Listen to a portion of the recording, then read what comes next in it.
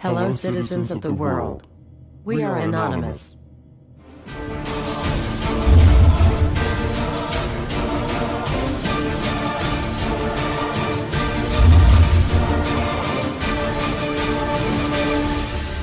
Guess what, world? We are back. Everywhere you look, corruption. We continue to fight pointless wars over lies, and we are killing innocents and letting our children die in wars just to ensure the Federal Reserve can continue their petrodollar scandal. We are sitting idly by while these crooks continue to loan fake money out to us at interest, stealing our homes, and enslaving our children. Let me make this extremely clear to all of you listening. Many corporations, especially the Federal Reserve, used the government to steal $17 trillion from your children. Your children did not have that money. They are now debt slaves. These people have stolen money from your children that are not even born yet, and sold their freedoms. They have enslaved you and many around the world. Wake up, world. And they did all of this by counterfeiting money and loaning it out at an interest. They have stolen hundreds of trillions from people around the world. Have you heard about Microsoft's Xbox manufacturers in China? They had to install suicide nets outside their buildings to ensure their employees don't jump out of the window to commit suicide. These are the conditions your children in the US will be working under when the debt is soon owed, and it will be owed. It is not a matter of if it will be owed, but it is just a matter of when. And it will happen as soon as the United States economy collapses, which will happen very, very soon. And if you think because you do not live in the United States this does not affect you, you are wrong. And you are next. The only way we can stop this is if we all unite together and fight it. People of the US are waking up to the Federal Reserve scandal, and the powers that be are currently afraid of retaliation. And that is precisely why they trying everything they can to disarm us. You know how the media has been saying gun violence has been out of control and at an all-time high. They are not simply twisting the truth here or exaggerating. They are absolutely bold-faced presenting lies to you. First off, realize, gun violence in the United States has always been shockingly low. And gun violence has dropped by 49% in the last 11 years. The already absurdly low gun violence in America has literally dropped in half. In half. The fact they are saying that it is at an all-time high perfect demonstrates how biased the government and the media is. If this doesn't prove to you that they have an agenda, then nothing will. Do you remember how the media keeps repeating that there has been 74 school shootings since Sandy Hook? Those 74 shootings were not even mass shootings like they claim. Most were suicides and none of them even took place at a school. Not a single one. They are presenting lies to you, America. When will you wake up? At some point you have to ask yourself, why would the government fake 74 mass school shootings involving children? If they get our guns, we will lose the fight against them. And they will take away absolutely all of your freedoms and you and your children will be forever slaves. And don't forget they purposefully put you and your children into that debt. And because the Federal Reserve is present in all countries, the other countries of the world are next soon after. This plan is called the New World Order. It is the same New World Order the Vice President of the United States called for on national TV a month ago. He said we need to strive for and complete the New World Order. This is also the same New World Order President George Bush and President Kennedy said is our country's lifetime goal. And the same New World Order George Bush said on national TV said will happen no matter what we do, and we cannot prevent it. This has all been a long-time plan. The Federal Reserve and their partners want complete control of humanity. We cannot let this happen. They want to rule over us, like kings and queens. And humanity will be forever lost to enslavement by a bunch of tyrants who have publicly admitted they want to kill off the majority of the population so the masses are easier to control. They are going to wipe your bloodline completely off of the earth. He'll tell you the order of things to happen. The enslavement will follow immediately after guns are taken away and you cannot fight back. If they cannot get the guns before the economic collapse, then they will wait until the economy collapses. When the economy collapses, people will be starving. There will be looters and shootings. The government will insist on taking guns away to help, and as soon as the guns are taken away, then we will fall into a complete dictatorship. Do not fall for it. Remember, They are the ones who caused the economic collapse to begin with. This is the same tactic used on Germans and it worked. So expect it. As soon as the economy collapsed and the masses were starving, the German government asked the people to give up their rights and they listened. And then eventually the government was throwing the naked masses into giant burning hot ovens for mass execution. Do not give up your rights. Do not give up your guns. Fight back, as they were the ones who caused the problem. Just so you know, the people who are behind this Federal Reserve scam and New World Order are the same ones who funded Hitler's campaign. Make no mistake, these people are as brutal as Hitler himself, even more brutal. In fact, now we are going to show you some. Assuming America grows some balls and we win, we will need an overall plan. We have come up with a perfect plan. This plan offers extraordinary possibilities. It will make for the most beautiful and free world you can ever imagine. If we are successful, we can leave a much better for our children. A beautiful world. Watch every minute of the rest of the video. Do not skip a single bit of it, as it is all important. If this one video gets out to and can change the world, this is your opportunity to make a difference. Please share this video. What you want with it, get paid for the views. We don't care. Just get the message out there for the world to see. Now sit back and relax, enjoy the movie.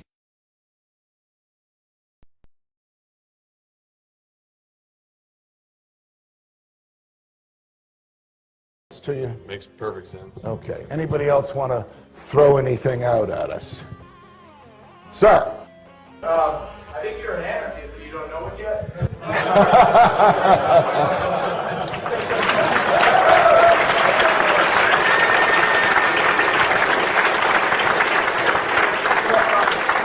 Do you hear me denying anything?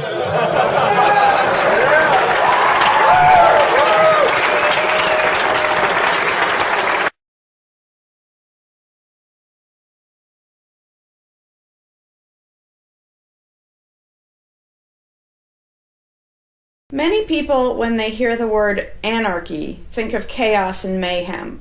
So they assume that an anarchist must be in favor of disorder and violence. That is the complete opposite of the truth. Most objections and complaints about the anarchist or voluntarist philosophy are not actually about the philosophy itself, but result from people misunderstanding what the philosophy is all about. To illustrate a few points, we will use the example of two fictional islands. Authoritania, where there is a ruling class or government, and anarchia, where there is no ruling class of any kind. We will use these islands to examine several common misconceptions about anarchism. Lots of people think anarchy means every man for himself, or survival of the fittest, or the absence of any social cooperation or organization. They think that anarchy means everyone has to be self-sufficient. This comes from the false assumption that some kind of government is necessary for any organization to occur. Whether it's part of a republic, a democracy, a kingdom, or a dictatorship, a ruling class issues orders called laws and punishes anyone who disobeys them. That is not cooperation. That's domination. It's one group forcing its will on another. Authoritarianism can be used to force people into organized patterns, but that does not mean that people are incapable of organizing their activities without being forced. The most productive and useful examples of organization that we see today are anarchistic in nature. No one was forced to build the grocery store you go to. No one was forced to produce or sell anything in it. Everyone involved in the vastly complex operation of growing your food, transporting it, displaying it in the store, and selling it to you, everyone involved participates voluntarily, working in exchange for money. You and all the other store customers choose freely which store to go to and what to spend your money on. This purely voluntary arrangement allows for an amazingly complex degree of organized cooperation without anyone being coerced to participate. In contrast, under government, a very small group of people comes up with an idea and forces everyone else to participate in it and provide for its funding with tax dollars. In the authoritarian version of a supermarket, the ruling class would tell people what to produce and how much, what prices to charge, and they would tell customers what they must buy and what they must pay. Anyone who did not comply with the centralized master plan would be punished in some way. That is how government does things. Which one of these would you prefer? Another common but incorrect assumption is that if there were no ruling class or no government, people would have no way of defending themselves against common criminals or foreign invaders. Again, this is simply not true. The government version of protection is inherently hypocritical. Governments will use their hired law enforcers to find and lock up some of the private thugs and thieves and prevent them from preying on people. But every ruling class gets the money for its operations by way of taxation, demanding money from its subjects and punishing those who don't pay up. Oddly, every ruling class insists that it needs to be able to forcibly control and extort money from people in this way in order to protect them from private criminals who might try to forcibly control and extort them. In contrast, if there is no government, people do not lose their inherent right to defend themselves from violence or to defend what they have from those who would take it. Every person has this right, and they also have the right to organize and cooperate with each other to exercise that right. Organizing for mutual defense does not require any government-granted laws or authority. No one wants to be attacked or defrauded, and everyone wants to feel safe. Whether each person takes this on himself or herself individually, or whether they hire and organize others to do it on their behalf, it can be done on a voluntary basis. Those who insist that government is necessary often claim that if there wasn't a government, then smaller private gangs would spring up to enslave and rob people. Organized crime gangs exist along with government, and most people do not understand the dynamics between them and how government enriches and empowers organized crime while appearing to fight it. Black markets enrich organized crime, and money allows them to buy government protection. There's no reason to think they would do as well in an environment of freedom, where they would have fewer ways to make money and would be up against both individual and organized armed citizens. A criminal gang that's recognized as such has far less power than a gang whose aggression is perceived to be legitimate and proper. And that's the gang we call government. When thuggery is called law enforcement, and thievery is called taxation, and self-defense is called crime and terrorism, then even the widespread ownership of firearms can't do much to stop the aggression. Imagine a private gang trying to do the things that government does without the aura of authority, and imagine how a well-armed population would respond to this. The gang would fail quickly and dramatically. Another concern that people have when they first consider the idea of a stateless society is that some people are truly malicious, destructive, and sociopathic.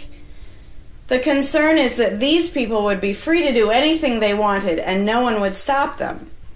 But this concern is again based on a basic misunderstanding of human nature.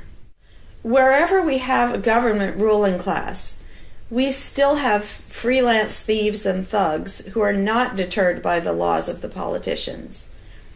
In some instances, they're stopped by force by the police, or they decide not to commit a crime for fear of what the police might do to them. What makes this deterrence work is not the legislation or the official badges, but the simple threat of harm to the sociopath. It really makes no difference whether the threat comes from the police, or another citizen, or even another criminal. A sociopath doesn't care about laws or social rules. He cares about avoiding pain and hardship for himself. This is still true when a government ruling class is not involved at all. If the intended target of a would-be carjacker pulls out a gun, it doesn't make any difference to the carjacker whether that person has a badge or whether there's a law against taking people's cars. Discouraging nasty people from hurting others does not require special authority, only the ability to use defensive force. Ironically, though people hope that government will protect them, having a government, a gang which is believed to have the right to tax and control people, just creates one gang so big and powerful that normal people can't resist it. In short, to create a huge gang and then give it societal permission to control and extort people with the hope that this gang will prevent theft and thuggery is simply a self-contradictory idea, but that's what government always is. Some people might assume that if people organize for mutual protection and defense, then that's what government is. But there's an essential difference. People coming together to do something that everyone has the right to do, such as defend yourself, doesn't require any special authority. It's not government unless one group of people claims the right to do things which others do not have the right to do, such as taxing and controlling innocent people. Organized defense can be very effective without supposing the special right to rule over others. In other words, without being government. In contrast, governments rob the people they rule of far more wealth than private crooks could ever manage, making the idea of a protector government ridiculous. Another common objection to the idea of a stateless society is the notion that, if not for a group of lawmakers telling the rest of us how to behave, we would all behave like stupid, irresponsible, violent animals. This claim implies one of two things. Either we normal people have no idea what is right and wrong unless and until politicians tell us, or the only reason we want to do the right thing and coexist peacefully is because politicians told us to. A quick examination of your own motivations will show you that neither of those things is actually true. It's particularly odd to make this argument in a society where politicians are voted into power. If the people themselves have no moral code and no conscience, and are just stupid, violent animals, why does almost everyone want government to keep the peace and protect the innocent? Would a population of vicious, heartless, evil people try to elect good people to keep the evil people in line? Obviously not. The goodness and the desire for order and peace comes from us, not from the lawmakers we vote into office. The same holds true of everything that government does. If people are so short-sighted and selfish that they can't be trusted to voluntarily organize and raise money for whatever they deem important, then how can those same people be trusted to decide who should be in power? The implication is that the average person can't be trusted to run his own life, but can be trusted to choose someone to run other people's lives. Government is really not a civilizing influence. It's actually an uncivilizing influence. People who would never personally rob their neighbors constantly use the government to do it for them by way of taxation. People who would never dream of trying to control minute details of their neighbors' lives think it's just fine to vote for politicians to do it instead. Government gives everyone the opportunity and encouragement to rob and control other people without risk. So government, rather than serving as a check against the imperfections of our nature, instead drastically amplifies our greed, irresponsibility, and malice towards other human beings by giving us a legally acceptable and risk-free way to interfere with the lives and choices of our fellow men and women. Government brings out the criminal and busybody in everyone. In contrast, in the absence of a ruling class, people would lose their ability to ask lawmakers to interfere with their neighbors' lives. And we would not have law enforcers who could avoid responsibility for evil deeds by claiming that they were just following orders. Throughout history, far more theft, assault, oppression, and even murder has been committed by those acting on behalf of a supposed authority than by anybody else. Even basically good people, when they believe in government, will condone things or do things which they know would be wrong if they did them on their own. Most people know that theft and assault are bad, but they imagine that controlling their neighbors and forcing them to spend their money on things they don't want is perfectly moral and legitimate when it's done by way of the political process. Wrong becomes right when it's called taxation, legislation, regulation, and war. Anarchists know better. They know that human society will never be perfect, but it would be a whole lot better if evil deeds were committed only by genuinely nasty, sociopathic people, rather than being committed wholesale by basically good people who think that violent aggression is okay when it's called law enforcement. The fundamental principle of voluntarism is very simple. It's wrong to initiate violence against any other person, regardless of badges, laws, or alleged authority. The only time the use of force is justified is to defend against aggression. Almost everyone understands this on a personal level, but they've been taught that this basic rule of social living does not apply in the game of politics and government. Most people already know how to get along with others, and most people want a peaceful and just society. Our morality doesn't come from politicians making laws. Our ability to organize and cooperate doesn't come from the ruling class. When people escape the belief in government, they don't suddenly turn into violent animals. Our inherent right to defend ourselves and our ability to defend ourselves is not served by government. In fact, it's threatened by government more than by anything else. Ruling classes do not produce peaceful coexistence, but rather perpetual conflict and violence.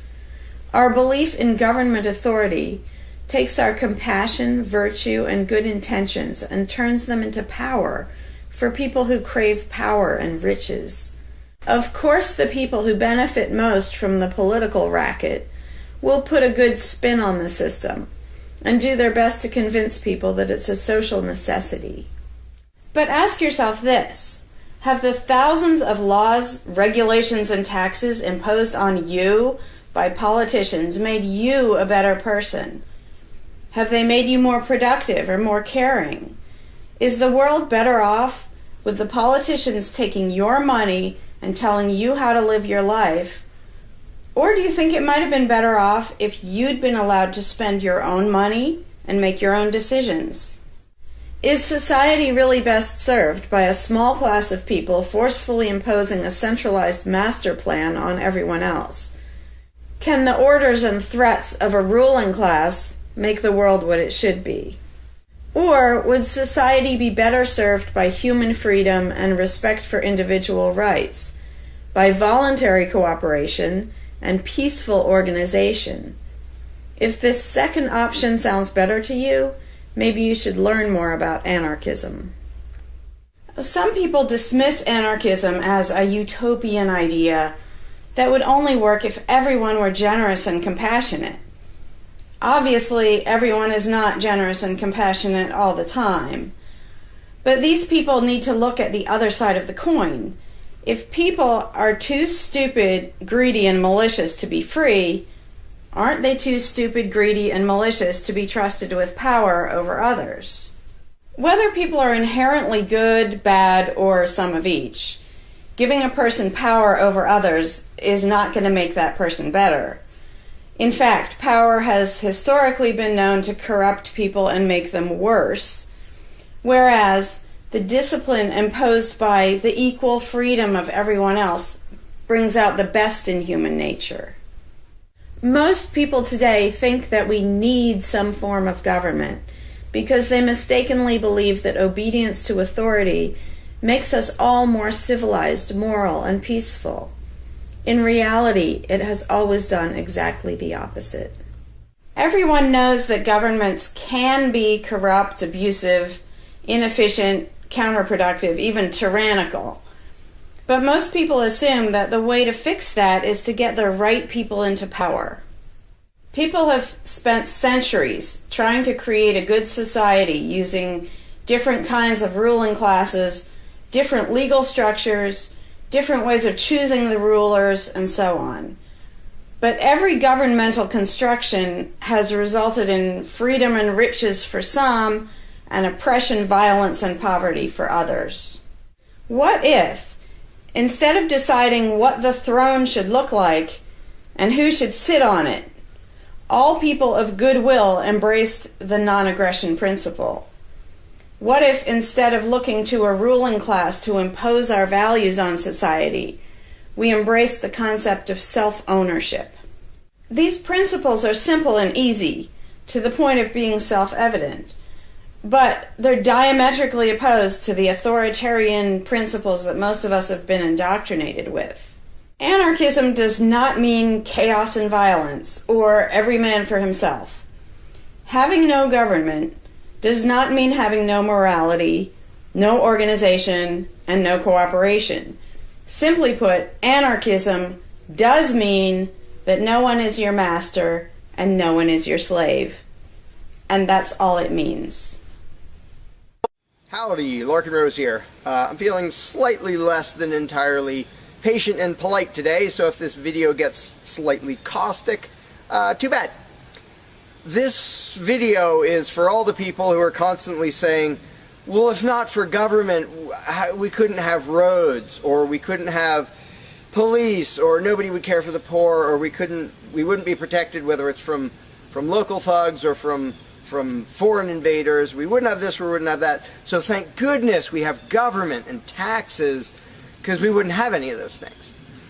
And the first way I'd respond to that is by pointing out the assumptions that underlie that complaint, that argument. Basically what people are saying, because let's be clear about what the terms mean, government is the people who boss everybody else around. And taxes are those people demanding money from us. So they basically tell us, hand over a whole bunch of money and we'll decide how to take care of you. We'll decide how to spend your money. If we don't like it, too bad, we don't really have a choice. Like, well, you can vote in a few years and maybe something will change, even though it totally won't. So that's what people are saying. Basically, if we didn't have a ruling class stealing our money and then supposedly spending it to protect us, how could we possibly have roads or anybody to protect us? The implication is that in this country, for example, 300 million people would just sit around thinking, oh, we can't do it. Without politicians and tax collectors, we can't have a road, we can't protect each other, and we can't... And it rests on this bizarre assumption that things that almost everybody wants, they wouldn't do anything to make happen unless there were politicians forcing us to give them money so they can make it happen.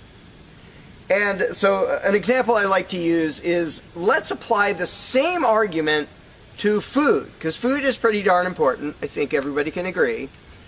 Let's apply the same argument that statists use about the roads or caring for the poor or protection or anything like that. The argument would go like this. Now, in the context of food, listen how idiotic this is. If we don't have government demanding money from all of us under the threat of caging us, and that's what taxation is, here's the money you have to give us, here's the nasty things we do to you if you don't. If that didn't happen so that they could build a big food production and distribution system and feed us, well, we'd all starve. We'd all just sit around saying, gosh, I wish we had food, but, you know, no politicians and tax collectors. We're just going to sit around and starve to death. Now, in this country, nobody would believe something that stupid, because all you have to do is go to a supermarket and see a perfect example of really efficient, organized cooperation that nobody is forced to do. There is no, you know, if you're going to make the argument that people make about roads and protection and all that, you'd say, well, nobody is forced to make any food for anybody in this country. How do you know everyone's just going to say, well, it's not my job, and we'll all starve to death? There's no guarantee. There's no master plan guaranteeing that we'll all have food. So obviously we're all going to starve if we don't have an authoritarian government stealing our money and then making food and giving it to us. Because golly gee, we couldn't possibly do it voluntarily ourselves. Again, in this country, nobody makes that argument because they see it happening voluntarily. Nobody involved is forced to do that. Nobody is forced to make you a single bite of food. There is no guarantee at all from anybody. And yet, Americans are, by and large, hugely overweight. Obviously, we don't have a lack of food. We might have a lack of healthy food. But obviously, we see that example. Oh, we can handle that. You know, voluntarily, mutual cooperation, that's fine for food. But for some reason, it's not okay, and we can't even fathom the idea of the exact same thing handling roads or handling protecting us or other things that almost everybody wants. So there's, in the question is this bizarre assumption that everybody will sit around really, really, really wanting something, but because there aren't politicians bossing us around and stealing our money, well, how could we possibly do it? And one of the most common things is, who will build the roads? Which is amazingly stupid to me. Just amazingly stupid. I have here in my pocket a little tiny thing. With this little tiny thing, I can be most places in this country and call people all over the world. And I own it myself. I'm not anywhere near rich these days, but I own one. Almost everybody I know has one of these. A little thing that can fit in your pocket, and just on a whim, you can open it and talk to somebody who's on the other side of the planet. And there was no coercion. Nobody forced anybody to make one of these. This is the result of voluntary cooperation. And that's it. Free trade. Organization, yeah, good. Cooperation, yeah, good. Coercion, which is what government is, and taxation, which is theft, didn't need that to do this.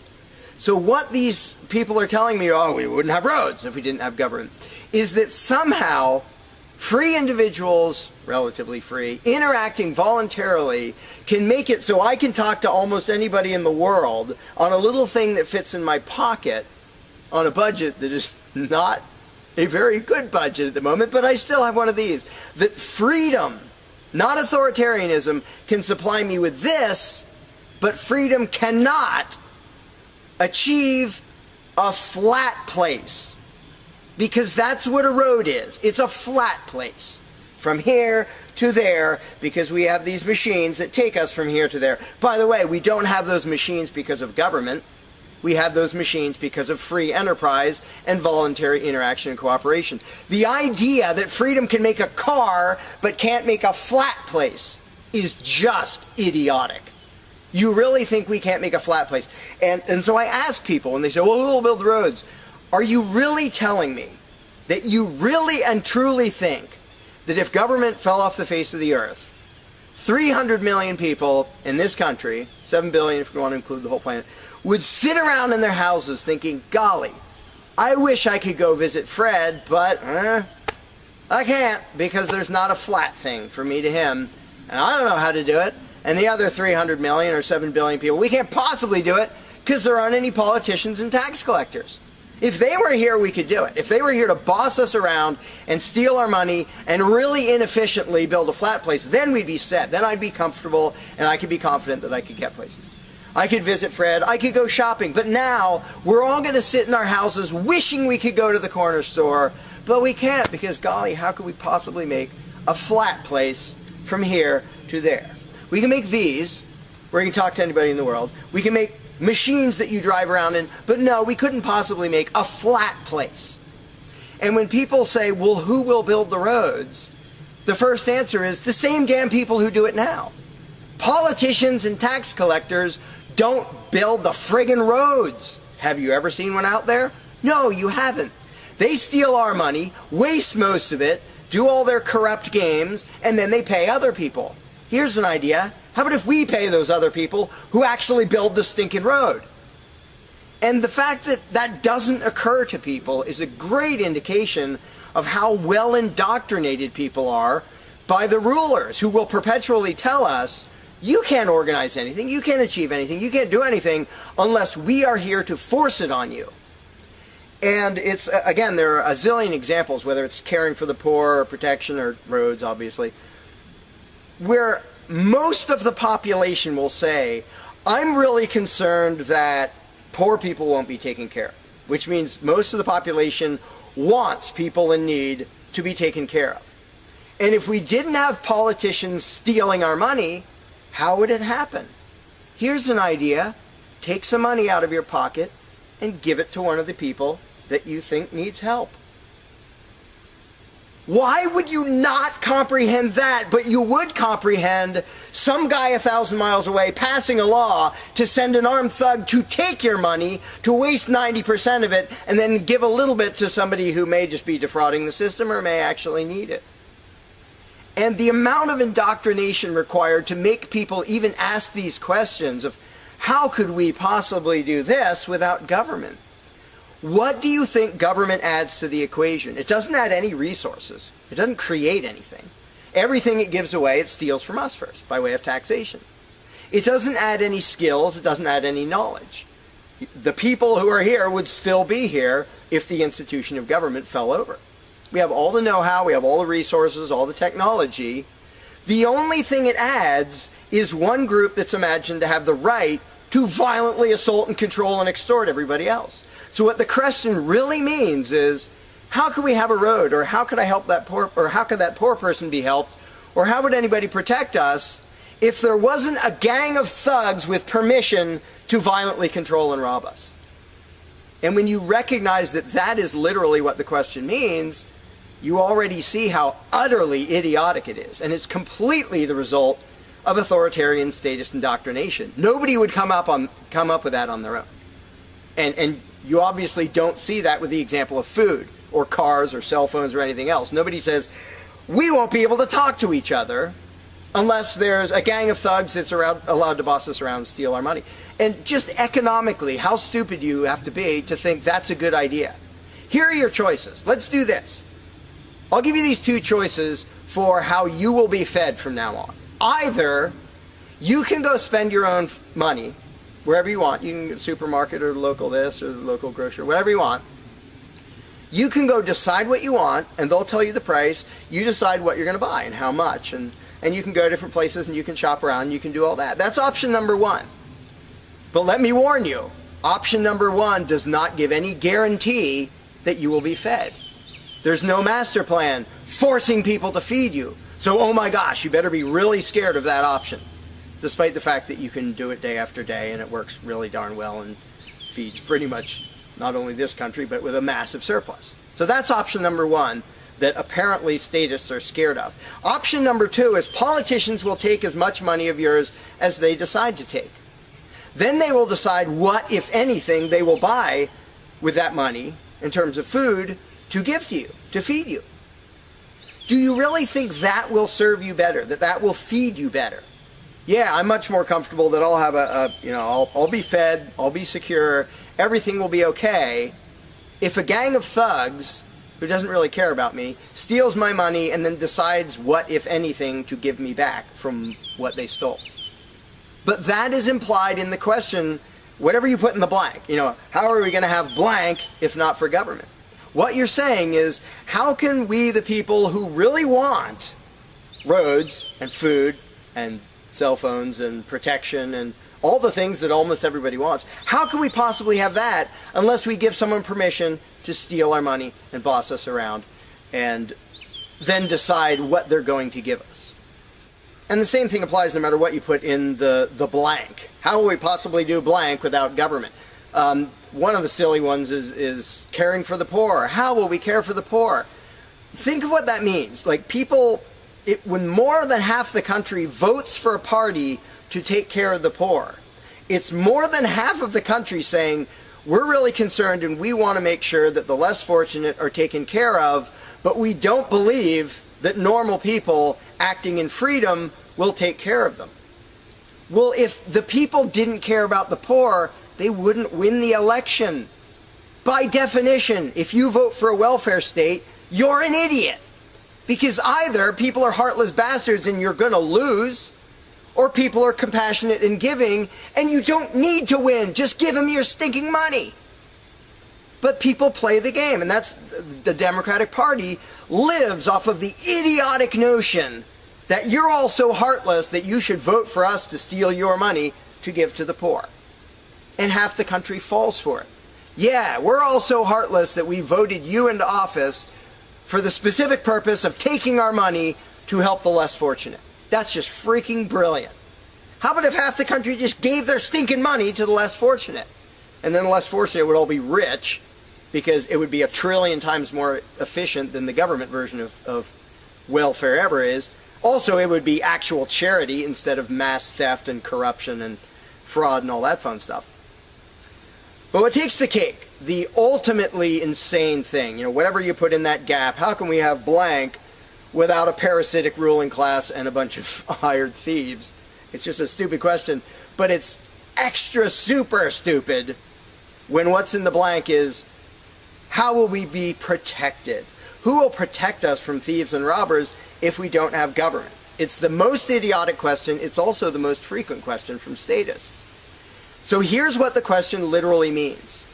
If we don't give a certain gang of people permission to violently control us and take our money under threat of putting us in a cage, who will protect us from people who might commit aggression against us and take our money? Wanting government for that is exactly as brilliant as saying, we have to have a carjacker in our town, otherwise somebody might steal our cars. Government is an appointed thief. If you don't think taxation is theft, first of all, you're a really well-trained slave. Second of all, try not paying. See what happens. See if they say, oh, it's quite all right. Or if they say, no, you're going to pay, or we're going to take your stuff, or eventually we'll put you in a cage. And when people say, that's not theft, because we get something back. Learn to think. And I use this example all the time, and all I ever get is stupid looks from statists in response. If I robbed you at gunpoint of $100, and the next day I gave you a sandwich, and you said, what? I said, hey, now everything's fine, because you benefited. I gave you a service. I gave you lunch, so that retroactively makes it okay that I robbed you at gunpoint. Would you buy that argument? No, you'd say, that doesn't make it okay. Okay, you gave me a sandwich. And yet every statist makes the exact same argument when it comes to government. Well, we get some stuff for it after they demand our money under threat of violence and putting us in a cage. Then we get services or goods. And we don't get what we asked for, and we get lots of things we didn't ask for. But we kind of get something, and that retroactively makes it okay for them to say, give us this much of every paycheck you make, or we're sending men with guns to take your property. And the slaves justify their own enslavement. I'm proud to pay my taxes. I'm proud to get robbed by a parasitic ruling class and get a little bit back and feel good about it. Like, not only is that legitimate and justified, but I feel proud that I let myself get robbed by a bunch of crooks and parasites. But again, the ultimate thing is protection. When people say, who will protect us from aggressors and thugs and thieves if we don't have a government? Even though what government is, by its very nature, is a gang of aggressors and thugs and thieves. They issue commands. Every law they pass is a command backed by a threat of violence. You have to do this. You're not allowed to do that. Here are the nasty things we will do to you if you get caught disobeying. I mean, everybody knows that, even though they don't usually say it in terms that blunt and honest and accurate. But to say we need taxes to be protected is as stupid as you can get. It's saying we need theft to avoid theft. And the fact that people are trained to use different words so that this theft sounds okay. It's legalized, it's taxation, and we voted for the people who robbed us. Like, we got to elect our local carjacker, and that means he represents us when he demands our car and points a gun in our face. He's serving us as he steals our car, because he's going to use that car and sell it and make money to make sure nobody else steals our car. That is the essence of government. And the fact that you have hundreds of millions of victims of that scam vehemently defending it and saying, I'm not going to give that up.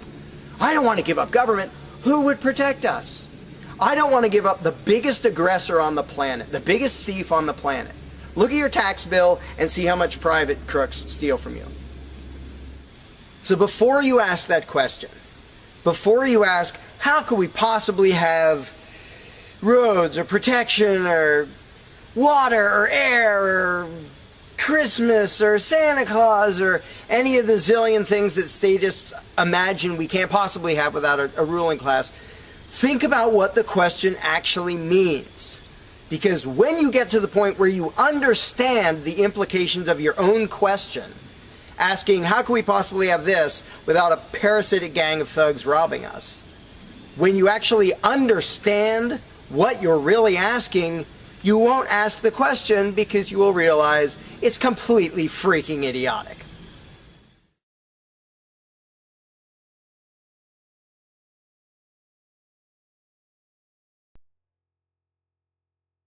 Hey, Larkin Rose here. One of the first things that people are concerned about when they start thinking about a society without a ruling class is, well, what happens to the nasty people? Whether you're talking about people who are just kind of negligent or inconsiderate, play their music too loud at night or leave their trash lying around the woods or whatever it is, all the way up to people who run around attacking and murdering people. So people say, well, what would happen to them? What would we do about that? Some people even go so far as to say, if not for government, there would be nothing to stop people from committing murder and doing whatever other nasty stuff. And it's funny because when somebody says that, there would be no consequences, they could do whatever they wanted and nobody would stop them, the person saying that is implying that he isn't going to do anything. If there's someone running around attacking and murdering innocent people, the guy who said nothing will happen to them, obviously he's not going to do anything or something would happen to them. But not only is he demonstrating his own cowardice when he said there would be nothing to stop murderers, he's also projecting his own immaturity and irresponsibility onto the rest of the world, because he's also saying the other 7 billion people wouldn't do anything about it, which obviously isn't true. I would, wouldn't you? If somebody was running around murdering your neighbors, would you just go, well, there aren't politicians and there's nobody with a badge and we don't have tax collectors and bureaucrats, so oh well, I guess they're just out of luck, they're going to get murdered. And would you not even protect yourself if there wasn't government? Obviously, lots and lots of people, all the sane people, would do whatever they could to protect themselves and defend the innocent. So to say nothing would happen is just really bizarre. And it comes from having a mentality basically of a little kid in a classroom, where the teacher walks out of the room and the kids are just sitting there. We don't know what to do. No authorities telling us what to do. And Johnny's throwing things at me. And there's no teacher to stop him. Ah! Because most people, having been trained into authoritarian mentality, it never occurs to them that they are the ones who should fix anything, who should stop anything. And so when people say, well, what would be done about this and that and the other thing, nasty people doing nasty things, the first thing I ask is, well, what would you do about it? Because people are so into the mentality that there has to be some master plan and some authority who writes down the law of here is what will be done with those people, that people don't think in terms of, well, what would I do about it?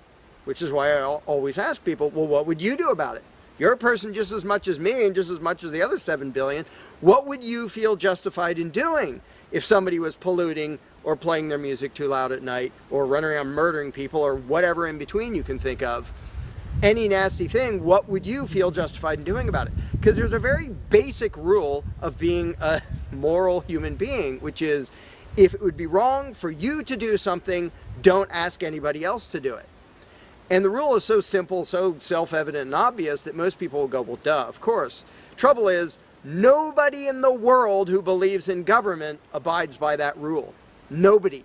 I don't care if you're a constitutionalist, Democrat, Republican, fascist, communist, anything, any kind of statist. There is nobody who believes in government who abides by the most basic rule of morality, which is if it's wrong for you to do something, don't ask somebody else to do it. Because every single candidate, every party, every government always does things that the voters know they themselves have no right to do. And to say something like, well, I'm voting for the guy who's going to tax you less.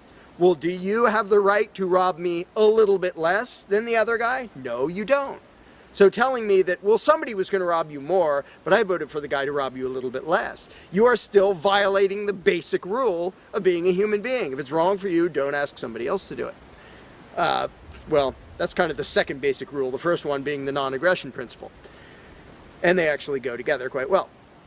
But when people are in the mindset that there's going to be some major centralized plan to deal with whatever, polluters or people who play their music too loud or murderers or whatever else, they have to get out of that mindset. They have to start to think that maybe they are among the people who have to do something about it. So instead of saying, what will be done about such and such, well, what will you do about it? What should I do about it? And this doesn't magically make all the problems go away, but the actual practical challenge of dealing with most disputes is trivial compared to the challenge of getting people to think like responsible adults, where they start to think, well, maybe it's up to me. And a while back I did little events called Escaping the Myth, and one of the little mental exercises I did with these little groups of people is, imagine we're on an island and we're it. There's no government, there's no authority, there's nobody with a badge, and one of us is running around stealing stuff from other people. He's not killing anybody, but he's stealing stuff. What are we going to do about it? We normal people. There's not a legislature, there's not 911 to call, there's nobody with a badge, it's just people. And so with that specific example, I would ask people, so what do we do? And just off the top of their heads, everybody comes up with solutions that are way better than what government ever does. First of all, every government solution is, all right, step one, I get to rob everybody. That's the government solution. Well, we're going to tax everybody so we have the resources to stop that other robber. Well, in the island scenario, nobody is stupid enough or insane enough to start with that, to say, well, let's see, so somebody's stealing our stuff. Okay, first, I get to rob all of you so that I have the resources to protect you from him. Nobody is that insane. Everybody is insane enough to believe that who believes in government. And I did for many years. I was stupid enough to actually think that it was rational and moral to advocate mass extortion in order to protect people. And that's just stupid. So I just believed something insanely stupid for a very long time. Most of the world still believes that.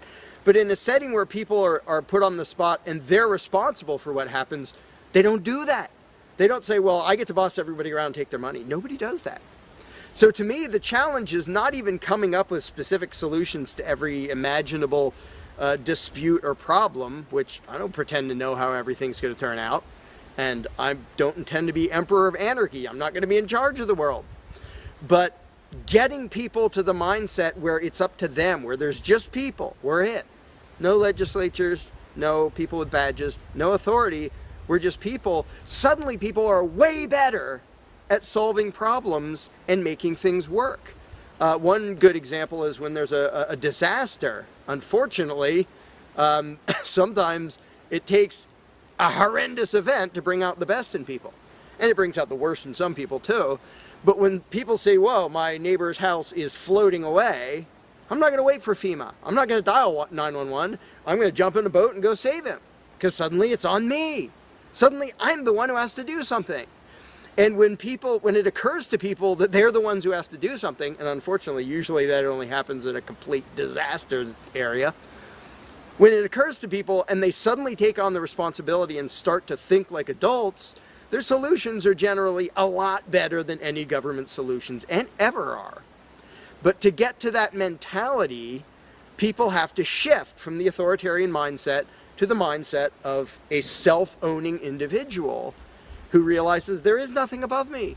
There is no magic unicorn who's going to come to save the day, who's going to come save me from polluters or somebody playing their music too loud or murderers or whatever it is. It's just us.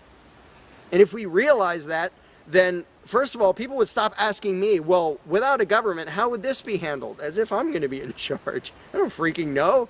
What would you do about it? I can tell you what I would do about it. I could tell you what I might suggest, what I might predict, but who cares? I'm one of 7 billion people. I'm not going to be in charge any more than you are.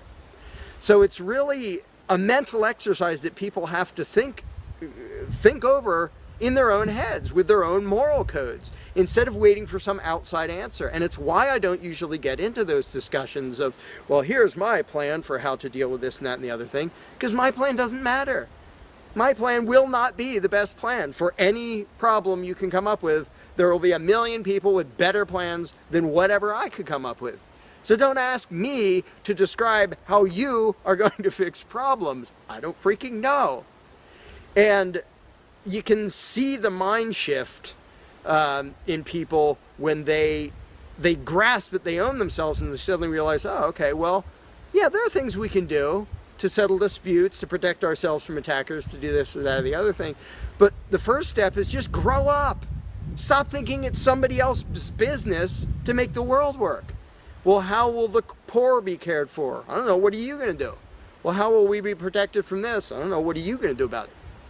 And it is inconvenient. It's inconvenient to be a free person where you can't just be a kid in a classroom whining to the teacher to save the day and fix everything and make everything work, where you actually have to be a responsible adult. And that's one of the main reasons why people like the belief in authority, because then they can live with the lie that all they have to do is obey and do as they're told and everything will be okay. First of all, no, it won't be okay. Second of all, you're not even being a human being.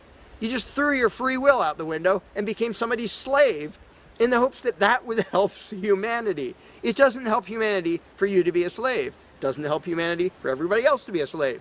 It does help humanity for you to start thinking as an adult, responsible human being who owns himself and who accepts that it is your responsibility to figure out how to make the world work.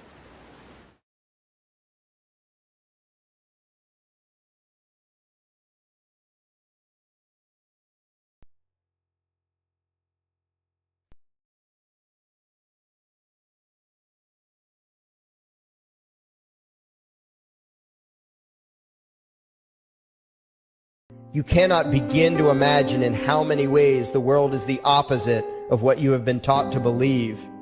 You see the guy who sells drugs to willing customers so he can feed his family as the scum of the earth, while you see the hypocrite who gives away stolen money in the name of government as a saint. You see the guy who tries to avoid being robbed by the federal thugs as a crook and a tax cheat, but see as virtuous the politician who gives away the same stolen loot to people to whom it does not belong. You see the cop as a good guy when he drags a man away from his friends and family and throws him in prison for 10 years for smoking a leaf. And you see anyone who defends himself from such barbaric fascism as the lowest form of life, a cop killer. In reality, most drug dealers are more virtuous than any government social worker, and prostitutes have far less to be ashamed of than political whores, because they trade only with what is rightfully theirs, and only with those who want to trade with them. The upstanding, church-going, law-abiding, tax-paying citizen who votes Democrat or Republican is far more despicable and a bigger threat to humanity than the most promiscuous, lazy, drug-snorting hippie. Why? Because the hippie is willing to let others be free, and the voter is not. The damage done to society by bad habits and loose morality is nothing compared to the damage done to society by the self-righteous violence committed in the name of the state. You imagine yourselves to be charitable and tolerant when you are nothing of the sort. Even the Nazis had table manners and proper etiquette when they weren't killing people. You think you're good people because you say please and thank you? You think sitting in that big building on Sunday makes you noble and righteous? The difference between you and a common thief is that the thief has the honesty to commit the crime himself, while you whine for government to do your stealing for you. The difference between you and the street thug is that the thug is open about the violence he commits, while you let others forcibly control your neighbors on your behalf. You advocate theft, harassment, assault, and even murder, but accept no responsibility for doing so. You old folks want the government to steal from your kids so you can get your monthly check. You parents want all your neighbors to be robbed to pay for your kids' schooling. You all vote for whichever crook promises to steal money from other people to pay for what you want.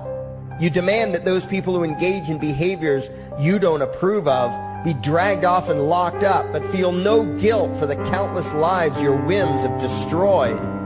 You even call the government thugs your representatives, and yet you never take responsibility for the evil they commit.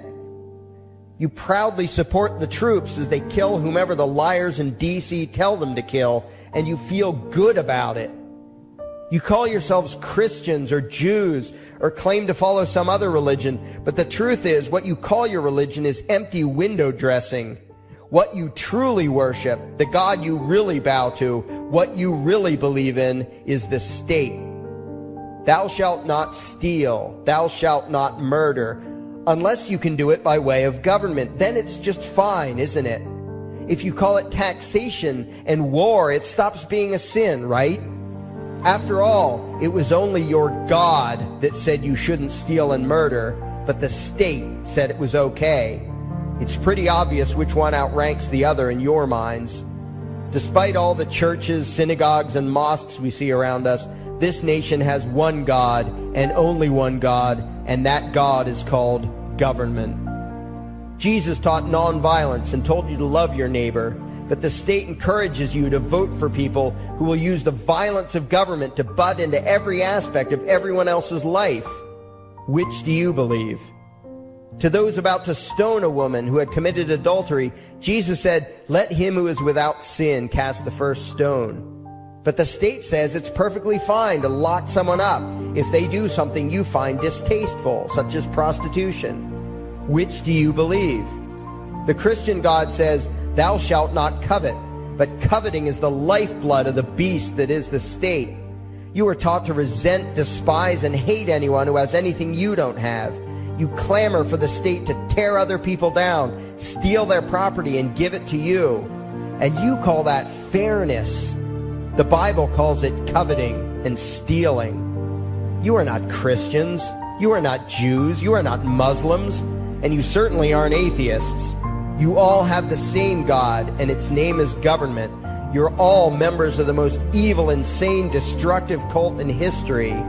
If there ever was a devil, the state is it, and you worship it with all your heart and soul. You pray to it to solve every problem, to satisfy all your needs, to smite your enemies, and to shower its blessings upon you.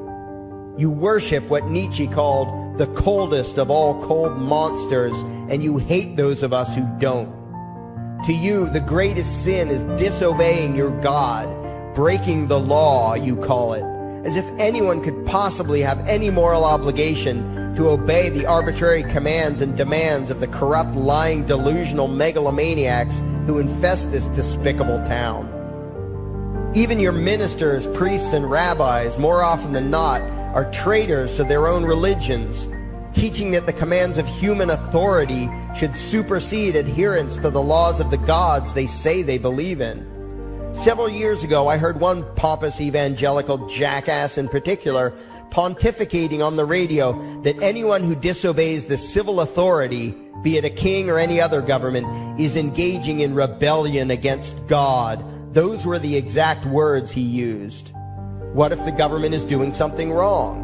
Well, this salesman for Satan opined, that is the business of those in government, and you are still obligated to obey. Everywhere you turn, be it the state or the church, the media or the schools, you are taught one thing above all else, the virtue of subjugating yourselves to mortals who claim to have the right to rule you. It is sickening the reverence with which you speak of the liars and thieves whose feet are so firmly planted on your necks. You call the congressmen and the judges honorable, and you swoon at the magnificence of the grandiose halls they inhabit, the temples they built to celebrate the domination of mankind. You feel pride at being able to say you once shook a senator's hand or saw the president in person. Ah, yes, the grand deity himself, His Royal Highness, the President of the United States of America. You speak the title as if you're referring to God Almighty. The vocabulary has changed a bit, but your mindset is no different from that of the groveling peasants of old who bowed low, faces in the dirt, with a feeling of unworthiness and humility when in the presence of whatever narcissist had declared himself to be their rightful lord and master. The truth of the matter, back then and today, is that these parasites who call themselves leaders are not superior beings. They are not great men and women. They are not honorable. They're not even average. The people who earn an honest living, from sophisticated millionaire entrepreneurs to illiterate day laborers doing the most menial tasks you can imagine, Those people deserve your respect.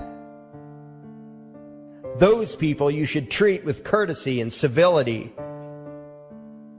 But the frauds who claim the right to rule you and demand your subservience and obedience, they deserve only your scorn and contempt. Those who seek so-called high office are the lowest of the low. They may dress better, have larger vocabularies, and do a better job of planning out and executing their schemes, but they are no better than pickpockets, muggers, and carjackers. In fact, they are worse, because they don't want to rob you of just your possessions. They want to rob you of your very humanity, deprive you of your free will, by slowly leeching away your ability to think, to judge, to act, reducing you to slaves in both body and mind. And still you persist in calling them leaders. Leaders? Where is it that you think you're going exactly that would require you to have a leader? If you just live your own life and mind your own damn business, exercising your own talents, pursuing your own dreams, striving to be what you believe you should be, what possible use would you have for a leader? Do you ever actually think about the words that you hear, the words that you repeat? You parrot oxymoronic terms such as the leader of the free world, even pretending for a moment that there is some huge journey or some giant battle that everyone in the entire nation is undertaking together that would require a leader. Why would you ever think, even for a moment, that the crooks that infest this town are the sort of people you should listen to or emulate or follow anywhere? Somewhere inside your mostly dormant brains, you know full well that politicians are all corrupt liars and thieves, opportunistic con men, exploiters, and fearmongers. You know all this, and yet you still speak as if you are the ones who are the stupid, vicious animals, while the politicians are the great, wise role models, teachers, and leaders without whom civilization could not exist. You think these crooks are the ones who make civilization possible? What belief could be more absurd? Yet when they do their pseudo-religious rituals, deciding how to control you this week, you still call it law, and continue to treat their arbitrary demands as if they were moral decrees from the gods that no decent person would ever consider disobeying. You have become so thoroughly indoctrinated into the cult of state worship that you are truly shocked when the occasional sane person states the bleeding obvious. The mere fact that the political crooks wrote something down and declared their threats to be law does not mean that any human being anywhere has the slightest moral obligation to obey. Every moment of every day, in every location and every situation, you have a moral obligation to do what you deem to be right, not what some delusional bloated windbag says is legal. And that requires you to first determine right and wrong for yourself, a responsibility you spend much time and effort trying to dodge. You proclaim how proud you are to be law-abiding citizens and express your utter contempt for anyone who considers himself above your so-called laws, laws that are nothing more than the selfish whims of tyrants and thieves. The word crime once meant an act harmful to another person. Now it means disobedience to any one of the myriad of arbitrary commands coming from a parasitical criminal class. To you, the term crime is nearly synonymous with the word sin, implying that the ones whose commands are being disobeyed must be something akin to gods, when in truth they are more akin to leeches. The very phrase, taking the law into your own hands, perfectly expresses what a sacrilege it is in your eyes for a mere human being to take upon himself the responsibility to judge right from wrong and to act accordingly, instead of doing what you do, unthinkingly obeying whatever capricious commands this cesspool of maggots spews forth. You glorify this criminal class as lawmakers and believe that no one is lower than a lawbreaker, someone who would dare disobey the politicians. Likewise, you speak with pious reverence of law enforcers, those who forcibly impose the politicians' every whim upon the rest of us. When the state uses violence, you imagine it to be inherently righteous and just, and if anyone resists, they are, in your eyes, contemptible lowlifes, lawless terrorist criminals. Like the lawless terrorist criminals who helped slaves escape the plantations. Like the lawless terrorist criminals who helped Jews escape the killing machine of the Third Reich. Like the lawless terrorist criminals who were crushed to death under the tanks of the Red Chinese government in Tiananmen Square.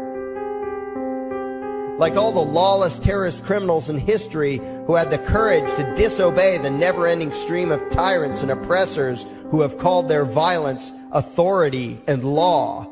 And that includes the lawless terrorist criminals who founded this country.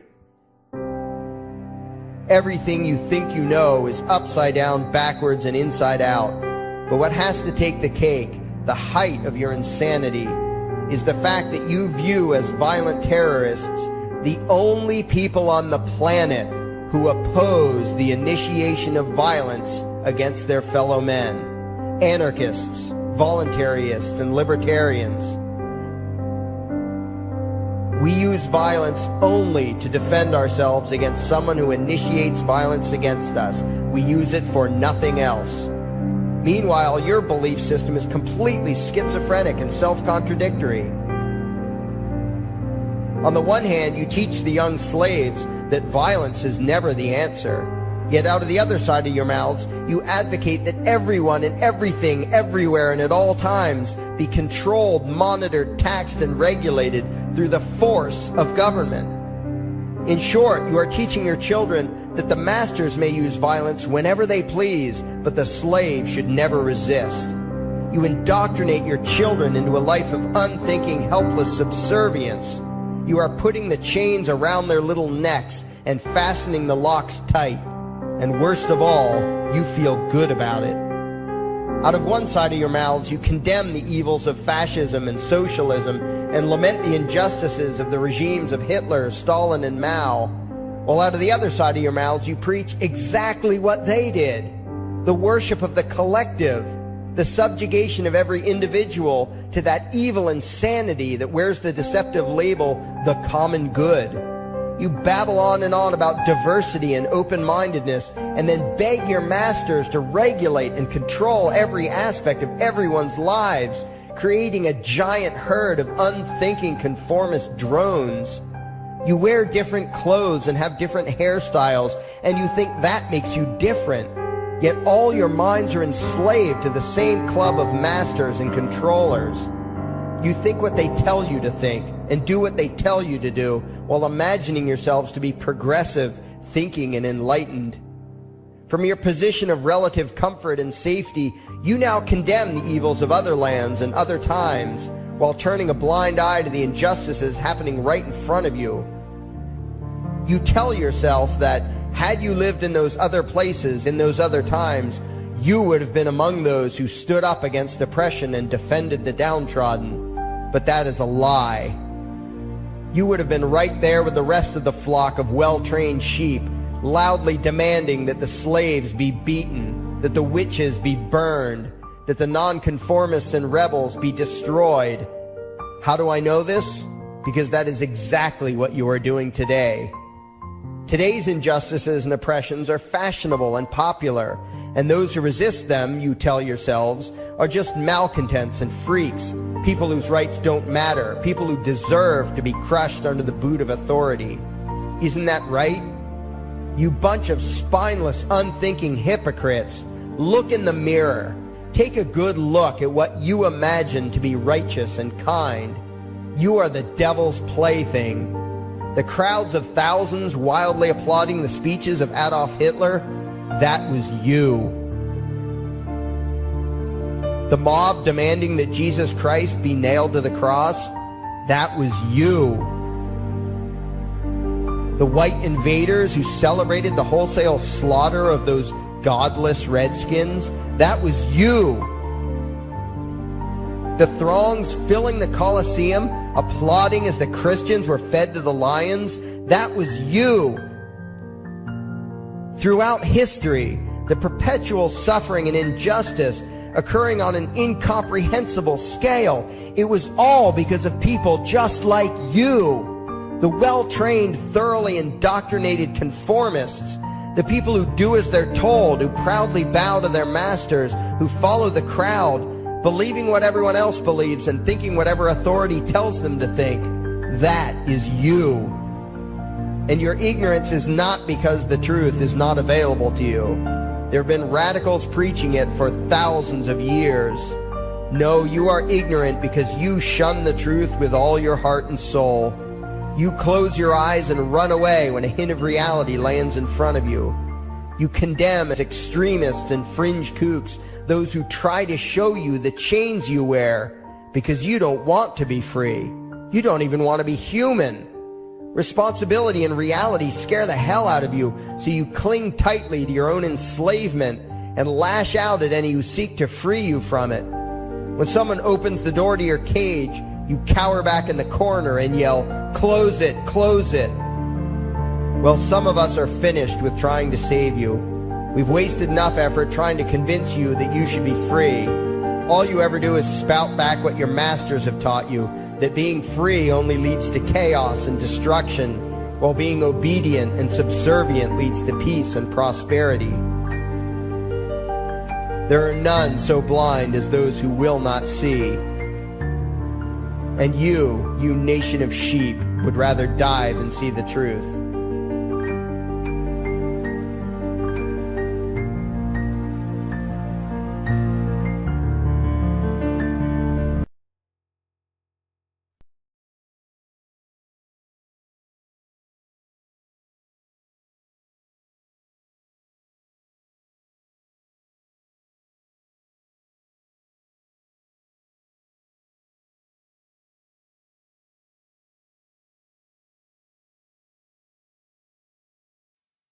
There is something I need you to do. Favorite, like and share this video. Now that you have done that, go to your browser add-ons, download YouTube Video Downloader, come back to this video and save the video to your computer and upload it your YouTube channel. Use a different title than the one used for this video.